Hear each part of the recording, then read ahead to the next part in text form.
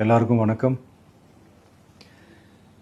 இந்திய அரசியல் சாசனம் நம்ம தமிழ்நாட்டில் இருக்கிற எல்லாருக்குமே கொடுத்துருக்கிற உரிமையில் ரொம்ப ரொம்ப முக்கியமானது ஓட்டிங் ரைட், வாக்குரிமை. ஒரு மனுஷன் உயிரோடு இருக்கான்றதுக்கு அடையாளமாக இருக்கிறதுல அவனோட ஓட்டுரிமை ரொம்ப முக்கியம். அதனால தான் voting is not only our right but also our life. ஒரு முக்கியமான விஷயத்தை பற்றி இப்போ நான் உங்ககிட்ட ஷேர் பண்ண போகிறேன். இது நான் ஃபஸ்ட்டு கேள்விப்பட்ட உடனே எனக்கே ரொம்ப ஷாக்கிங்காக தான் இருந்தது. இப்போ நான் பேசிகிட்டு இருக்கிற இந்த நேரத்தில் தமிழ்நாட்டில் இருக்கிற நம்ம யாருக்குமே ஓட்டு போடுற உரிமையே இல்லைன்னு சொன்னால் நம்புவீங்களா? நான் நீங்கள் உட்பட யாருக்குமே அது இல்லை. நான் பயமுறுத்துறேன்னு நினைக்காதீங்க, அதுதான் நிஜமும் கூட. கொஞ்சம் ஏமாந்தால் நம்மளை மாதிரியே இன்னும் லட்சக்கணக்கான பேருக்கும் இதே நிலைமை தான். ஓட்டு போடுற அந்த உரிமையே இல்லாத மாதிரி ஒரு நிலைமை வந்தாலும் வரலாம். இதுக்கு மெயின் ரீசன் அந்த எஸ்ஐஆர், ஸ்பெஷல் இன்டென்சிவ் ரிவிஷன், சிறப்பு தீவிர திருத்தம். இப்போ இந்த எஸ்ஐஆர் நம்ம தமிழ்நாட்டில் எப்படி ஒர்க் ஆக போகுது? கடந்த ஜனவரி மாதம் எடுத்த அந்த கணக்கெடுப்பில் 6,36,00,000 வாக்காளர்கள் நம்ம தமிழ்நாட்டில் இருக்கிறாங்க. ஆனால் அவங்க யாருக்குமே இந்த ஓட்டு போடுற உரிமையே இல்லை. அந்த பிஎல்ஓன்னு சொல்லுவாங்க, பூத் லெவல் ஆஃபீஸர்ஸ், வாக்குச்சாவடி நிலை அலுவலர். அவங்க தான் வீடு வீடாக போய் அந்த ஃபார்மை கொடுப்பாங்க. அதை நம்ம ஃபில்அப் பண்ணி கொடுக்கணும். அதை தேர்தல் ஆணையம் அதை எடுத்துகிட்டு போய் அதை ஸ்க்ரூட்டினைஸ் பண்ணி அது எல்லாமே கரெக்டாக இருக்கான்னு செக் பண்ணி பார்த்ததுக்கப்புறம் அந்த வாக்காளர் பட்டியலை வெளியிடுவாங்க.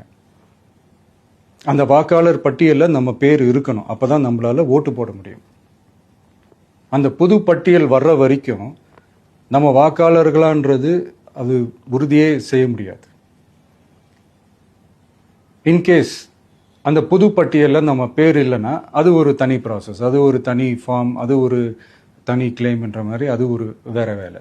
ஸோ இந்த மாதிரி நிறைய சிரமங்கள் குழப்பங்கள் இருக்கிறதுனால மக்களுக்கு இது மேலே ஒரு கன்ஃபியூஷன் ஒன்று இருக்குது. இது என்ன வெரிஃபிகேஷனா இல்லை ஒரு மறைமுக ரீரெஜிஸ்ட்ரேஷனா இல்லை இது வந்து ஒரு நியூ ரெஜிஸ்ட்ரேஷன் மாதிரியே தானா அப்படின்ற மாதிரி நிறைய கன்ஃபியூஷன் இருக்குது.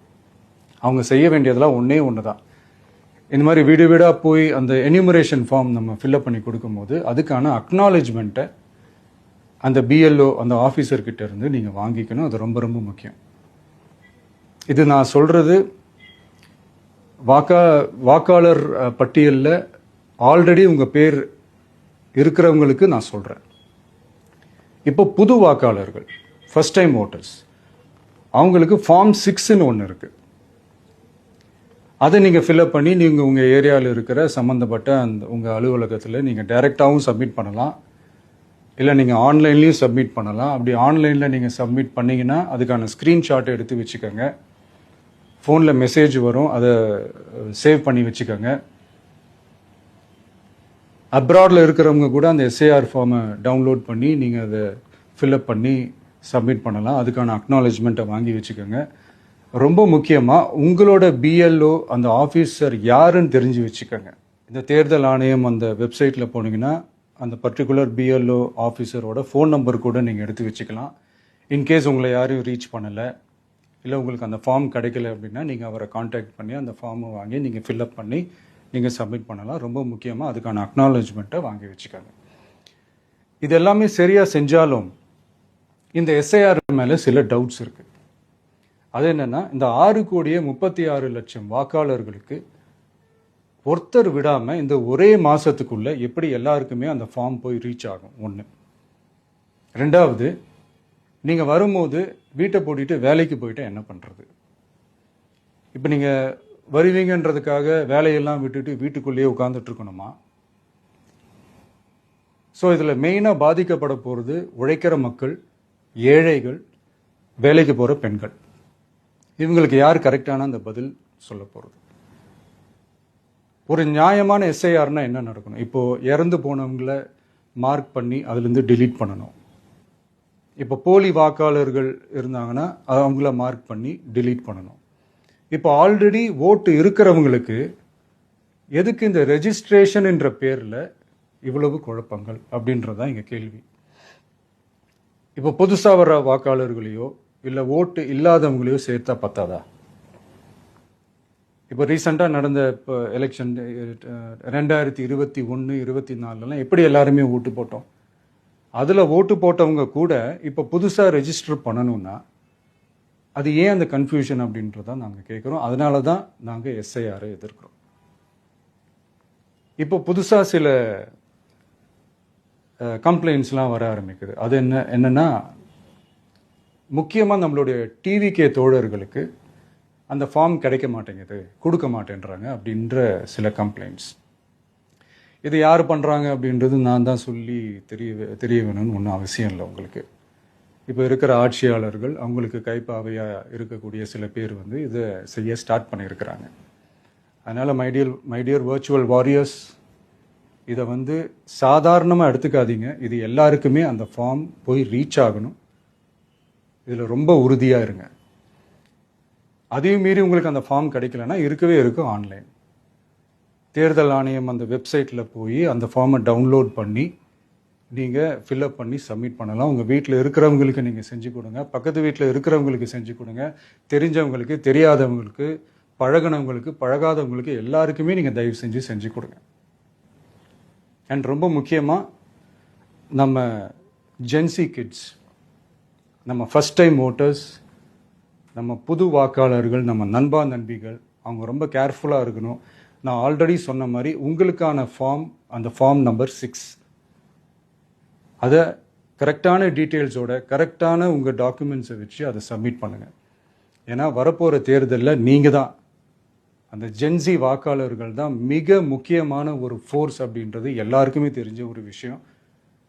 அதனால் உங்களை டிஸ்டர்ப் பண்ணுறதுக்கு, உங்கள் பேரை அதில் இன்க்ளூட் பண்ணாமல் செய்கிறதுக்கு என்னென்ன வேலைகள் செய்யணுமோ, என்னென்ன தில்லுமுள்ளு வேலைகள் செய்யணுமோ எல்லாமே அவங்க செய்வாங்க. இது நமக்கு எல்லா திசையிலையும் எல்லா பிரச்சனைகள் கொடுத்துட்டு தானே இருக்கிறாங்க. அது டிஃபால்ட்டாக நடந்துட்டு தான் இருக்கும், அது ஒன்றும் பண்ண முடியாது.